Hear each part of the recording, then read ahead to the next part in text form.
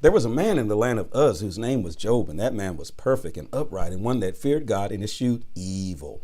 And there were born unto him 7 sons and 3 daughters. His substance was also 7,000 sheep and 3,000 camel and 500 yoke of oxen and 500 she-asses, and a very great household, so that this man was the greatest of all the men of the east. And his sons went and feasted in their houses every one his day, and sent and called for their 3 sisters to eat and to drink with them. And it was so when the days of their feasting were gone about that Job sinned and sanctified them, and rose up early in the morning and offered burnt offerings according to the number of them all. For Job said, it may be that my sons have sinned and cursed God in their heart. Thus Job did continually. Verse 6. Now there was a day when the sons of God came to present themselves before the Lord, and Satan also came among them. And the Lord said unto Satan, whence comest thou? Then Satan answered the Lord and said, from going to and fro on the earth, and from walking up and down in it. And the Lord said unto Satan, hast thou considered my servant Job, that there is none like him in the earth, a perfect and an upright man, one that feareth God and escheweth evil? Then Satan answered the Lord and said, doth Job fear God for naught? Hast thou not made a hedge about him and about his house and about all that he has on every side? Thou hast blessed the work of his hands, and his substance is increased in the land. But put forth now thine hand and touch all that he hath, and he will curse thee to thy face. And the Lord said unto Satan, behold, all that he has is in thy power. Only upon himself put not forth thine hand. So Satan went forth from the presence of the Lord. Verse 13. And there was a day when his sons and daughters were eating and drinking wine in their eldest brother's house. And there came a messenger unto Job and said, the oxen were plowing, and the asses feeding beside them. And the Sabaeans fell upon them and took them away. Yea, and they have slain the servants with the edge of the sword. And I only am escaped alone to tell thee. While he was yet speaking, there came another and said, the fire of God has fallen from heaven, and hath burned up the sheep and the servants and consumed them. And I only am escaped alone to tell thee. While he was yet speaking, there came also another and said, the Chaldeans made out 3 bands and fell upon the camels and have carried them away. Yea, and slain the servants with the edge of the sword. And I only am escaped alone to tell thee. While he was yet speaking, there came also another and said, thy sons and thy daughters were eating and drinking wine in their eldest brother's house. And behold, there came a great wind from the wilderness and smote the 4 corners of the house, and it fell upon the young men, and they are dead. And I am only alone escaped to tell thee. Then Job arose and rent his mantle and shaved his head and fell down upon the ground and worshiped and said, naked came out of my mother's womb, and naked shall I return thither. The Lord gave, and the Lord hath taken away. Blessed be the name of the Lord. In all this Job sinned not, nor charged God foolishly. Job chapter 2, verse 1. Again, there was a day when the sons of God came to present themselves before the Lord, and Satan came also among them to present himself before the Lord. And the Lord said unto Satan, from whence comest thou? And Satan answered the Lord and said, from going to and fro on the earth, and from walking up and down in it. And the Lord said unto Satan, hast thou considered my servant Job, that there is none like him in the earth, a perfect and an upright man, one that feareth God and escheweth evil? And still he holdeth fast his integrity, although thou movest me against him to destroy him without cause. And Satan answered the Lord and said, skin for skin, yea, that all that a man hath will he give for his life. But put forth thine hand now and touch his bone and his flesh, and he will curse thee to thy face. And the Lord said unto Satan, behold, he is in thy hand, but save his life. So Satan went forth from the presence of the Lord and smote Job with sore boils from the sole of his foot unto his crown. And he took him a potsherd to scrape himself withal, and he sat among the ashes. Then said his wife unto him, dost thou still retain thy integrity? Curse God and die. But he said unto her, thou speakest as one of the foolish women speaketh. What, shall we receive good at the hand of God, and shall we not receive evil? And all this Job did not sin with his lips. Now when Job's 3 friends heard of all this evil that was come upon him, they came every one from his own place. Eliphaz the Temanite, Bildad the Shuhite, Zophar the Naamathite, for they had made an appointment together to come to mourn with him and to comfort him. And when they lifted up their eyes afar off and knew him not, they lifted up their voice and wept. And they rent every one his mantle and sprinkled dust upon their heads toward heaven. So they sat down with him upon the ground 7 days and 7 nights. And none spake a word unto him, for they saw that his grief was very great. Job chapter 3, verse 1.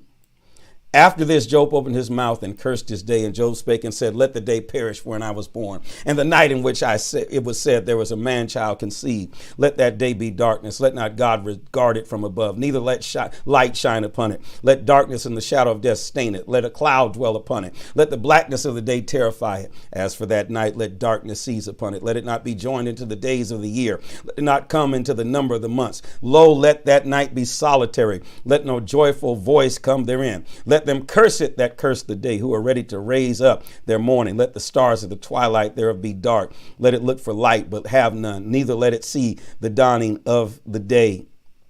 Because it shut not up the doors of my mother's womb, nor hid sorrow from mine eyes. Why died I not from the womb? Why did I not give up the ghost when I came out of the belly? Why did the knees prevent me? Why the breast that I should suck? For now should I have lain still and been quiet. I should have slept, and then I had been at rest with the kings and the counselors of the earth, which build desolate places for themselves, or with princes that had gold, who filled their houses with silver. Or as in hidden untimely birth I had not been, as infants which never saw light. There the wicked cease from troubling, and there the weary be at rest. There the prisoners rest together. They hear not the voice of the oppressor. The small and the great are there, and the servant is free from his master. Wherefore is light given to him that is in misery, and life unto the bitter in soul, which long for death, but it cometh not, and dig for it more than for hid treasures, which rejoice exceedingly and are glad when they can find the grave.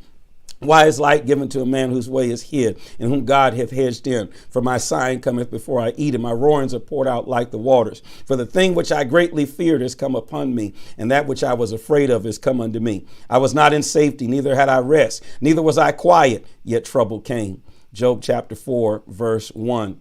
Then Eliphaz the Temanite answered and said, If we essay to commune with thee, wilt thou be grieved? But who can withhold himself from speaking? Behold, thou hast instructed many, and thou hast strengthened the weak hands. Thy words have upholden him that was falling, and thou hast strengthened the feeble knees. But now it is come upon thee that thou faintest, it touches thee, and thou art troubled. Is not this thy fear, thy confidence, thy hope, and the uprightness of thy ways? Remember, I pray thee, whoever perished being innocent, or where were the righteous cut off? Even as I have seen, they that plow iniquity and sow wickedness reap the same. By the blast of God they perish, and by the breath of his nostrils they are consumed. The roaring of the lion and the voice of the fierce lion and the teeth of the young lions are broken. The old lion perishes for lack of prey, and the stout lion's whelp are scattered abroad. Now a thing was secretly brought to me, and my ear received a little thereof. And the thoughts from the visions of the night, when deep sleep falleth on men. Fear came upon me, and trembling which made all my bones to shake. Then a spirit passed before my face. The hair of my flesh stood up. It stood still, but I could not discern the form thereof. An image was before mine eyes. There was silence, and I heard a voice saying, Shall a mortal man be more just than God? Shall a man be more pure than his maker? Behold, he put no trust in his servants, and his angels he charged with folly. How much less in them that dwell in the houses of clay, whose foundation is in the dust, which are crushed before the moth. They are destroyed from morning to evening. They perish forever without regarding it. Doth not their excellency which is in them go away? They die even without wisdom. Job chapter 5, verse 1. Job chapter 5, verse 1. Call now, if there be any that will answer thee. To which of the saints wilt thou turn? For wrath killeth the foolish man, and envy slayeth the silly one. I have seen the foolish taking root, but suddenly I cursed his habitation. His children are far from safety, and they are crushed in the gate. Neither is there any to deliver them, whose harvest the hungry eateth up, and taketh it out of the thorns, and the robbers swalloweth up their substance. Although affliction cometh not forth from the dust, neither doth trouble spring out of the ground. Yet man is born of trouble, and as the sparks fly upward. I would seek unto God, and God would I commit my cause, which doth great things unsearchable, marvelous things without number. Verse 10. Who giveth rain upon the earth, and sendeth water upon the fields, to set up on high those that be low, and those which mourn may be exalted to safety. He disappointeth the devices of the crafty, so that their hands cannot perform their enterprise. He taketh the wise in their own craftiness, and the counsel of the froward is carried headlong. They meet with darkness in the daytime, and grope in the noondays as in the night. But he saveth the poor from the sword, from their mouth, and from the hand of the mighty. So the poor hath hope, and iniquity stoppeth her mouth. Behold, happy is the man whom God correcteth. Therefore despise not thou the chastening of the Almighty. For he maketh sore and bindeth up. He wounded, and his hands make whole. He shall deliver thee in 6 troubles, yea, in 7 there shall no evil touch thee. In famine he shall redeem thee from death, and in the war from the power of the sword. Thou shalt be hid from the scourge of the tongue, neither shalt thou be afraid of destruction when it cometh. At destruction and famine thou shalt laugh, neither shalt thou be afraid of the beasts of the earth. For thou shalt be in league with the stones of the field, and the beasts of the field shall be at peace with thee. And thou shalt know that thy tabernacle shall be in peace, and thou shalt visit thy habitation, and shalt not sin. Thou shalt know also thy seed shall be great, and thy offspring as the grass of the earth. Thou shalt come to the grave in a full age, like as a shock of corn cometh in his season. Lo, this we have searched it, so it is. Hear it, and know thou for thy good. Job chapter 6, verse 1. But Job answered and said, oh, that my grief were thoroughly weighed and my calamity laid in the balance together. For now it would be heavier than the sand of the sea. Therefore my words are swallowed up. For the arrows of the Almighty are within me. The poison whereof drinketh up my spirit. The terrors of God do set themselves in array against me. Doth the wild ass bray when he hath grass, or loweth the ox over his fodder? Can that which is unsavory be eaten without salt? Or is there any taste in the white of an egg? The thing that my soul refused to touch are as sorrowful meat. Oh, that I might have my request, and that God would grant me the thing that I long for, even that it would please God to destroy me, that he would let loose his hand and cut me off. Then should I yet have comfort. Yea, I would harden myself in sorrow. Let him not spare. For I have not concealed the words of the Holy One. What is my strength that I should hope? And what is mine end that I should prolong my life? Is my strength the strength of stones, or my flesh of brass? Is not my help with me, and wisdom driven quite from me? To him that is afflicted, pity should be showed from his friend. But he forsaketh the fear of the Almighty.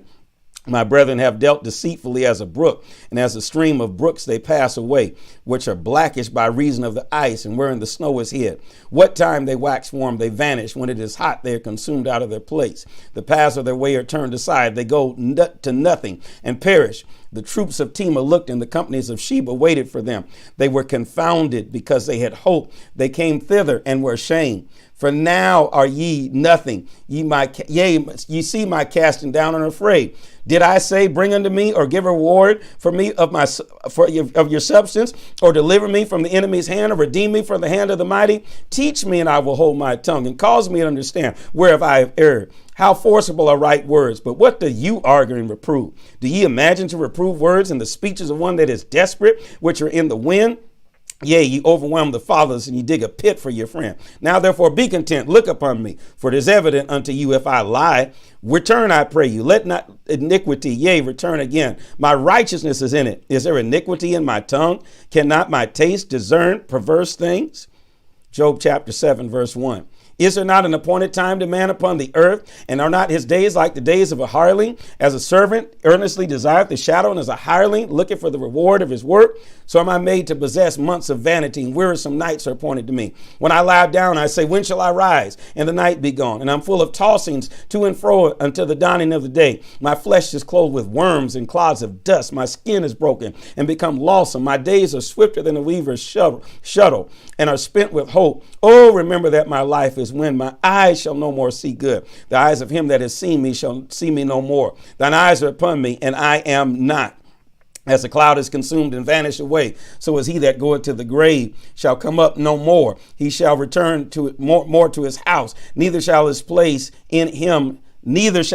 know him any more. Therefore I will not refrain my mouth. I will speak in the anguish of my spirit. I will complain in the bitterness of my soul. Am I a sea or a whale that thou settest a watch over me? When I say my bed shall comfort me, my couch shall ease my complaints. Then thou scarest me with dreams and terrifiest me through visions, so that my soul chooses strangling and death rather than life. I loathe it. I would not live away. Let me alone, for my days are vanity. What is man that thou should magnify him, and that thou shouldest set thine heart upon him, and that thou shouldest visit him every morning and try him every moment? How long wilt thou not depart from me, nor let me alone till I swallow down my spittle? I have sinned. What shall I do unto thee, O thou preserver of men? Why hast thou set me as a mark against me, so that I am a burden to myself? And why dost thou not pardon transgression and take away my iniquity? For now shall I sleep in the dust, and thou shalt seek me in the morning, but I shall not be.